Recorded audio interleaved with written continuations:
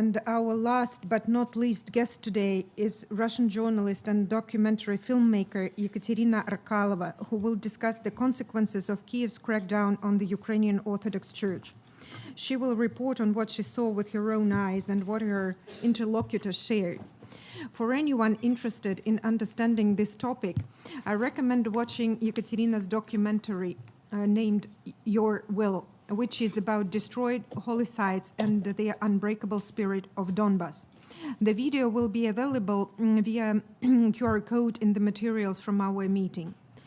These are real people and real tragedies. Ekaterina, the floor is yours.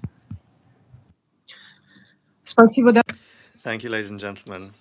It's a great honor for me to have the opportunity to bring you some facts and data that I gathered during my work as a special correspondent and documentary filmmaker on the territories of the Donetsk People's Republic, Luhansk People's Republic, and Zaporizhzhia.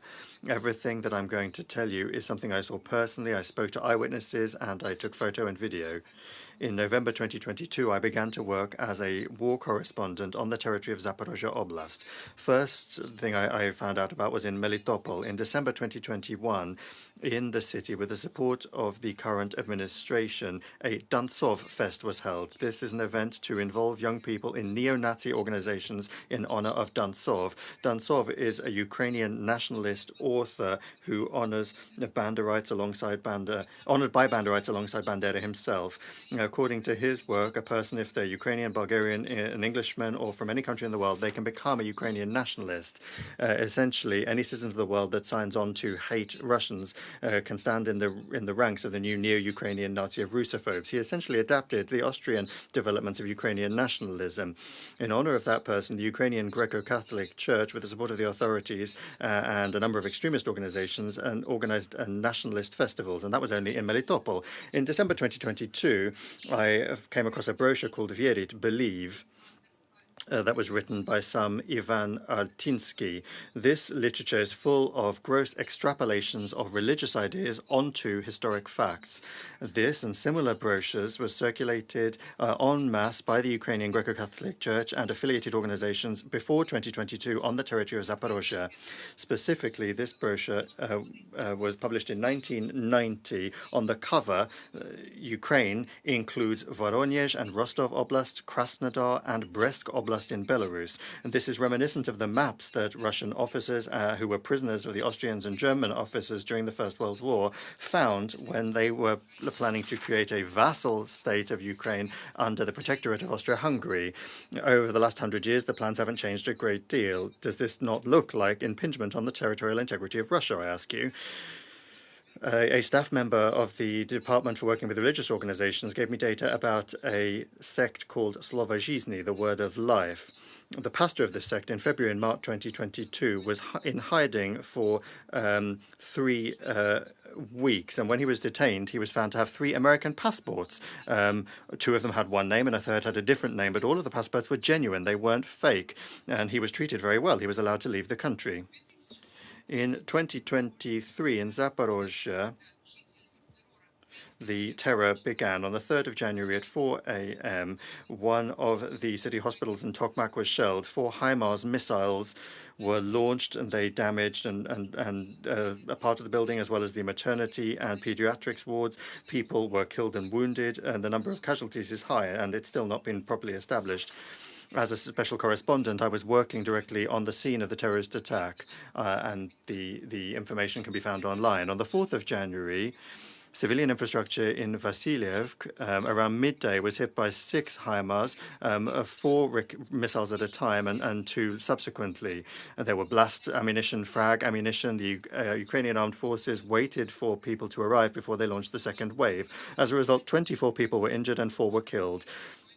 All of this is photographed and videoed, and I worked as a stringer, and so I was directly on the scene, and this can be found online as well. Since 2014 in Donbass and also in Zaporizhzhia and Kherson Oblasts, according to various data, around 300 churches have been damaged, and many of them were almost destroyed, entirely destroyed, and there is shrapnel and damage everywhere. I directly witnessed attacks on churches of the canonical Orthodox Church, which I covered when I was working on the documentary film Thy Will. The Nikolai monastery near Ugledar was something I saw in 2024. At the time, after shelling from the Ukrainian armed forces, 7 people were killed, including monks and workers. But there wasn't any work going on there. The shells were sticking out of the ground and out of trees. There was shrapnel everywhere. Agricultural machinery was destroyed. Holes had been blown in walls and frescoes with the faces of saints on them. The monks said that they were burying people directly in the monastery, saying that if one of us is killed in a shelling, then at least we can bury them and saves anyone having to go outside again. The novitiate Afanasi showed us where another person had died.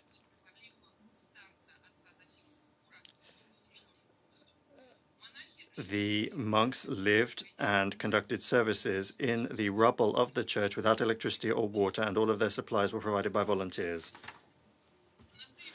The monastery of the icon of the Holy Mother, Regard the Humility, in Bielaya Gorda near Lysychansk, the rector, Mother Superior Ekaterina, told us about the atrocities that were committed and by other AFU units, as well as the Azov Brigade, who repeatedly they shot people, they conducted mock trials, they abused people. And so one nun who didn't speak Ukrainian, she hid a woman and she forced her to be quiet. The nun also witnessed the drugs that the Ukrainian battalions had, and the neo-Nazis were using these drugs and then committing atrocities. The nun, Sister Ekaterina, was injured herself during Ukrainian shelling, and now she can't really walk by herself. The nun's son died during Ukrainian shelling.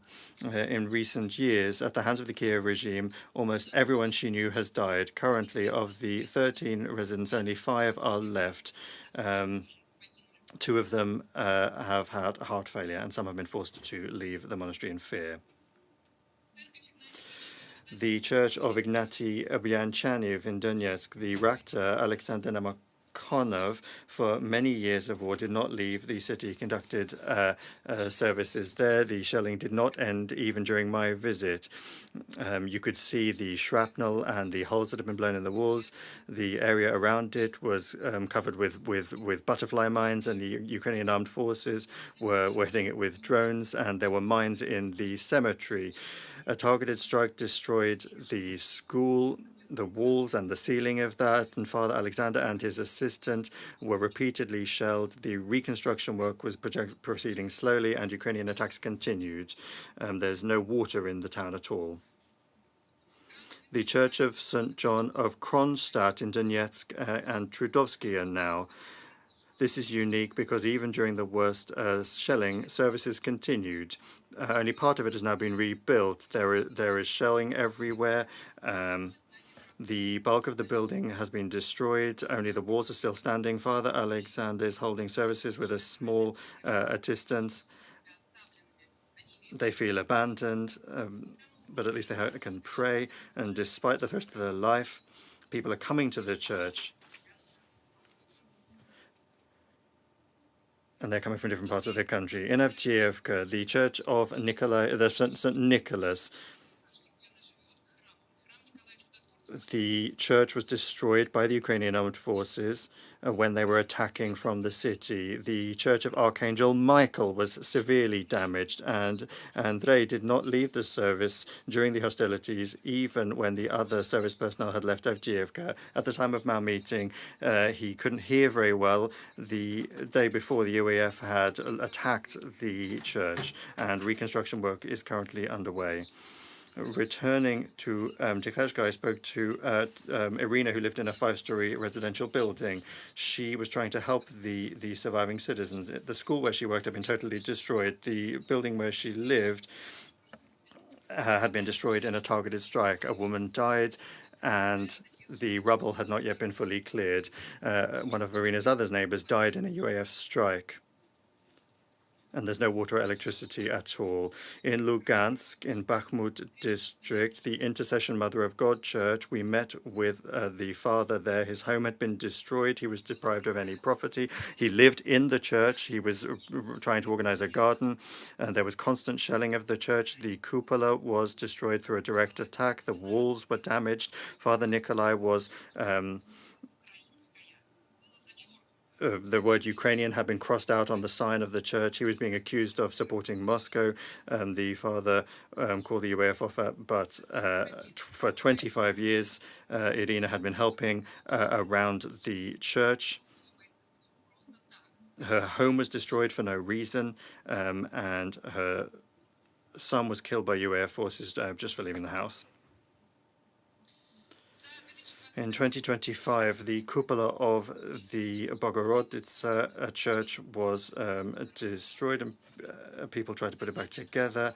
The church's yard was hit by UAF shelling. Drones attacked the workers who were working to put it back together. Over the last 3 months, according to data from local residents, at least 15 civilians have been killed.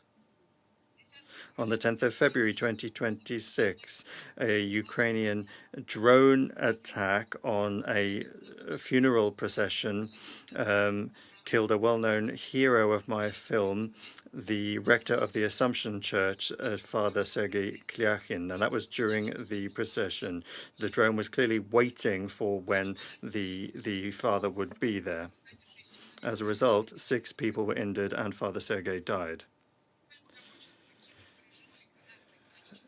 The Kiev regime is liquidating the Ukrainian Orthodox Church. Currently, 2 eparchies of the Ukrainian Orthodox Church have been liquidated in Lvov and Ivano-Frankivsk.